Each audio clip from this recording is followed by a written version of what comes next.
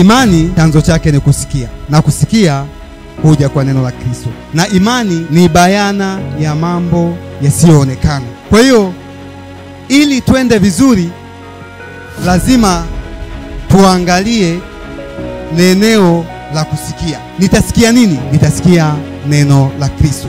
Yohana Mtakatifu mlango wa 1 mstari wa 1 hadi mstari wa 5. Hapo mwanzo kulikuwa na neno, naye neno alikuwako kwa Mungu, naye neno alikuwa Mungu. Huyo mwanzo alikuwako kwa Mungu. Vyote vilifanyika kwa huyo, wala pasipo yeye hakikufanyika chochote kilichofanyika.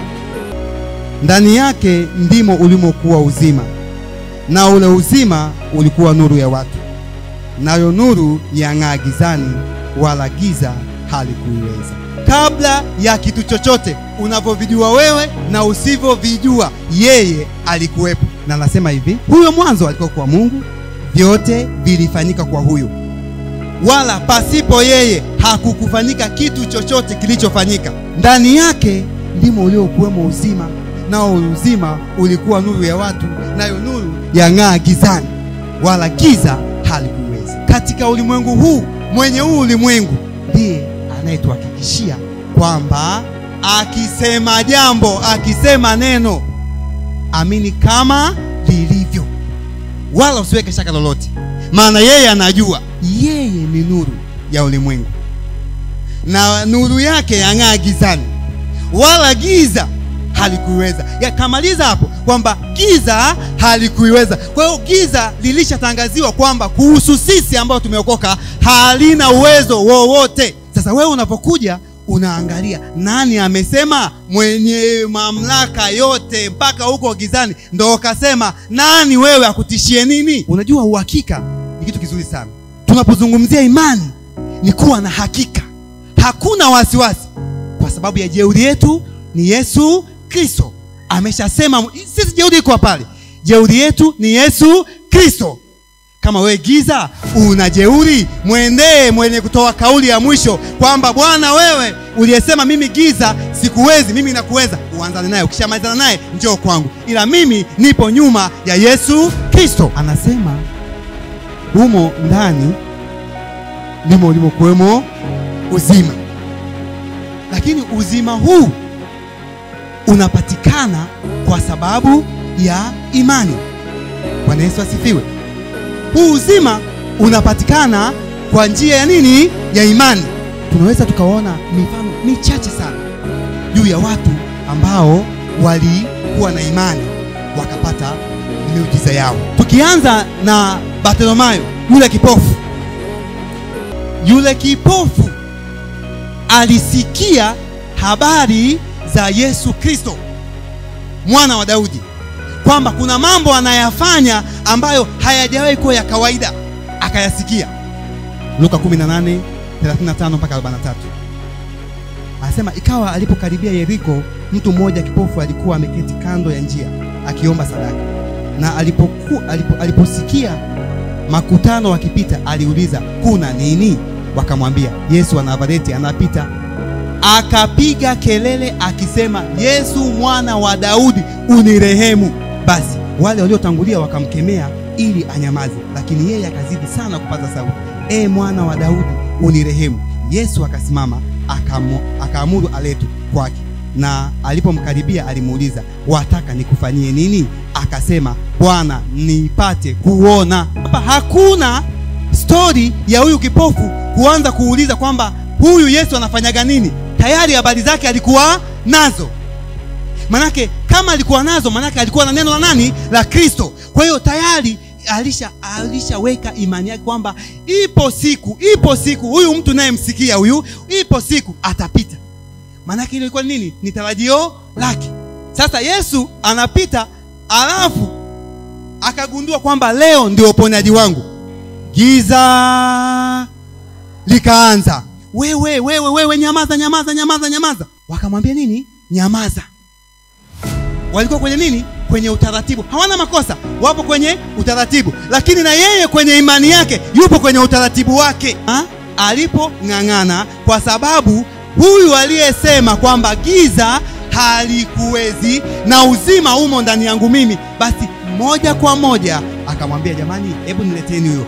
Alipoletwa yule kipofu, akauliza, unataka nini? Kwa na mambo mengi, akasema, mimi nataka kuona. Bwana Yesu asifiwe. Akaambiwa, basi umepewa hicho ulichoomba. Bwana Yesu asifiwe. Sasa alipopona, baada ya kupona, baada ya kuona, yeye hakujali mambo mengine. Yeye alichokijua ni kitu tu kimoja, kwamba anafanyaje? Anaona. Wewe sema utakavyosema, yeye anafanyaje? Anaona. Wewe umsengenye vipi? Haimuhusu. Yeye alichokuwa anakitaka amekipata. Akaja mwanamke wa kutokwa na damu. Yeye alishasikia habari za Yesu kwamba anaponya, ana shida yake. Hayo maumivu anayoyapata na kule kutengwa, unajua kwa wakati mwingine huwa tupate story vizuri kikamilifu. Ni kwamba mtu anayetokwa damu kwa desturi ya wale kule alitakiwa atengwe, yani haishi pamoja na watu wengine, anaishi sehemu nyingine tofauti na watu wa kawaida. Bwana Yesu asifiwe. Sasa fikiria, anakwambia alijipenyeza kwenye makutano mpaka akaenda akagusa vazi la Yesu. Maana yake hakutokea katika mazingira ya watu wa kawaida, alikuwa huko. Lakini aliposikia zile habari kwamba Yesu leo yuko mtaa huu, yuko maeneo haya, na yeye anahitaji, na anaamini kabisa, na imani yake inamwambia kwamba nikigusa tu pindo nimepona, hakujali. Alisema kwamba naenda, kwa sababu akijichanganya anapigwa mawe mpaka anafanya nini? Anakufa. Hakujali kufa, akasema hata huku niliko nitakufa tu, kwa sababu damu zinanimaliza. Ni bora tu kama nikafie mbele ya safari, lakini nikajaribu imani yangu mimi. Alipoenda hakupata alichotaka akipate. Bwana Yesu asifiwe. Mbona wewe una mashaka? Mbona wewe unaogopa kusemwa? Mbona wewe unatishiwa? Nani anakutishia? Mwenye mamlaka yote amesema giza halikuiweza nuru. Faida ya imani inakupa ujasiri wa kuwa na ukiri, ambao katika huo ukiri unakuhakikishia kupokea mema mbele za Bwana. Tunapoamini tunapata ujasiri. Tukishapata ujasiri tunakiri sawa sawa tunavyotakiwa kufanya nini? Kukiri. Watu walikuwa na mgonjwa, lakini wakasikia habari za Yesu akiwa kwenye hekalu. Wao wakapasua dari. Waliona hapa kuingia haiwezekani, tutoboe nini? Dari, bila kujali uharibifu utakao tokea. Sisi kuna jambo tunalitafuta. Biblia inasema Yesu alipoona imani yao, sio imani ya mgonjwa, yani sio mgonjwa hapo, yani imani ya hao. Bwana Yesu asifiwe. Yani alipoona hiyo imani akasema huyu lazima aponywe. Bwana Yesu asifiwe.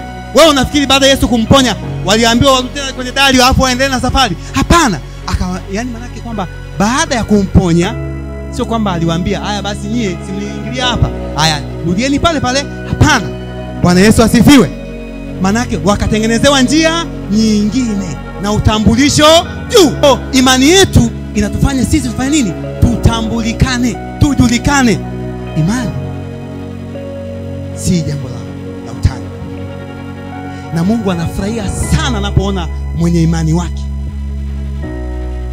Anafurahia sana kwa sababu unamwakilisha kwa ujasiri mkubwa. Kitu chochote kisikubabaishe, kisikutishe. Hakina chochote, hakina chochote, hakina chochote, hakina chochote. Wewe kile unachotaka, umemaliza mambo. Mungu awabariki sana. Sisi ni washindi. Baba yetu ametuambia tukiri kile tunachotaka kukifanyaje? Kukiona. Unataka kuona nini wewe? Mungu awabariki sana.